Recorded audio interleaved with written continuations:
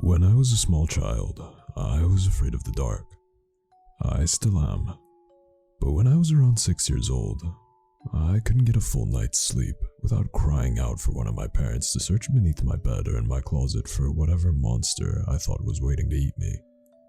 Even with a nightlight, I would see dark shapes moving around the corners of my room, or strange faces looking in on me from my bedroom window. My parents would do their best to console me, telling me that it was just a bad dream or a trick of the light. But in my young mind, I was positive that the second I fell asleep, the bad things would get me. Most of the time, I would just hide under the blankets until I became tired enough to stop worrying. But every now and then, I would become so panicked that I would run screaming into my parents' room, waking up my brother and sister in the process. After an ordeal like that, there would be no way anyone would be getting a full night's rest. Eventually, after one particularly traumatizing night, my parents had had enough. Unfortunately for them, they understood the futility in arguing with a 6-year-old and knew that they would be unable to convince me to rid myself of childish fears through reason and logic. They had to be clever. It was my mother's idea to stitch together my little bedtime friend. She collected a large assortment of random pieces of fabric and her sewing machine and created what was later to be referred to as Mr. Ickbarr Bigelsteine, or Ick for short. Ick was a sock monster, as my mother called him.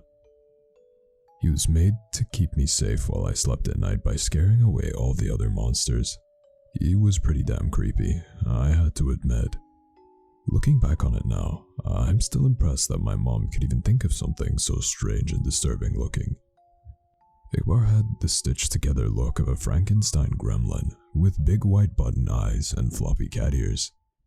His little arms and legs were made from a pair of my sister's black and white striped socks, and the half of his face that was green was made from one of my brother's tall football socks. His head could have been described as bulbous, and as for his mouth, my mom attached a piece of white fabric and screwed a zigzag pattern shape with a wide grin of sharp teeth.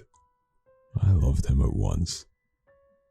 From then on, Ick never left my side.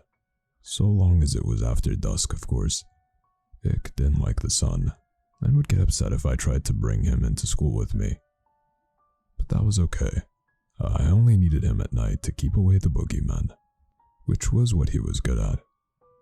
So every night at bedtime, Ick would tell me that there were monsters hiding, and I would place him near the section of my room closest to the spookiness.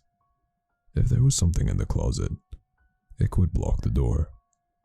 If there was a dark creature scratching at my window, Ick would be pressed up against the glass. If there was a big hairy beast under my bed, then under the bed he went. Sometimes the monsters weren't even in my room. Sometimes they would hide in my dreams, and Ickbarr would have to come with me into my nightmares. It was fun bringing Ick into my dream world, as he and I would spend hours fighting off ghosts and demons. The best part was, in my dreams, Ick could talk to me for real. "How much do you love me?" he would ask. "More than anything," I would always tell him. One night in a dream, after I had lost my first tooth, Ick asked me for a favor. "Can I have your tooth?" I asked him why. "To help me kill the bad things," he said. The next morning at breakfast, my mom asked me where my tooth went. From what she told me, the tooth fairy didn't find it under my pillow. When I told her that I gave it to Ickbarr, she just shrugged and went back to feeding my little sister. From then on, every time I had lost a tooth, I would give it to Ick. He would always thank me, of course, and tell me that he loved me. Eventually, though, I ran out of baby teeth. I was beginning to get a little too old to be playing with dolls, so Ick just sat there on my bookshelf collecting dust, slowly fading away from my attention. Over time, the nightmares, however, became worse than ever. So bad that they even began to follow me in the waking world, terrorizing every dark corner or rustle in the bushes. After one particularly bad night biking home from a friend's house where I swore a pack of rabid dogs were chasing me, I got home to find something strange waiting for me in my room. There, on my bed, standing fully upright in the soft glow of the moonlight, was Ickbarr. At first, I just thought my eyes were playing tricks on me again. They had been all evening, so I tried to flick on the lights. Another flick of the light switch, then another, with no change to the darkness. It was then that I started to get nervous. I backed away slowly towards the door behind me, my eyes never leaving the shape of Ick's silhouette. I backed away slowly towards the door behind me, my eyes never leaving the shape of Ick's silhouette. My hand awkwardly outstretched behind, reaching for the doorknob. I was just about to get my ass out of there when I heard the door slam itself shut, locking me into blackness. In nothing but shadows and silence, I stood frozen in place, not even breathing. For how long, I can't say. But after what felt like a lifetime of cold fear, I heard the shrill, familiar voice. You stopped feeding me, so why should I protect you? Protect me from what? Let me show you. I blinked once and everything changed. I wasn't in my bedroom anymore. I was somewhere else. It wasn't hell, but the comparison wasn't far off. It was some sort of forest, a horrible, nightmarish place where partial embryonic abortions hung from the canopy, and the ground swarmed with carnivorous insects. A thick fog wafted through the air, and with it the stench of rotting meat, while chartreuse lightning flashed across the night sky. In the distance, I could hear the agonizing screams of something not quite human. My head throbbed like it was about to explode, the pain forcing out a river of tears. In my mind, I heard his voice again. This is what your reality would become without me. I felt the earth-shaking footsteps approaching fast.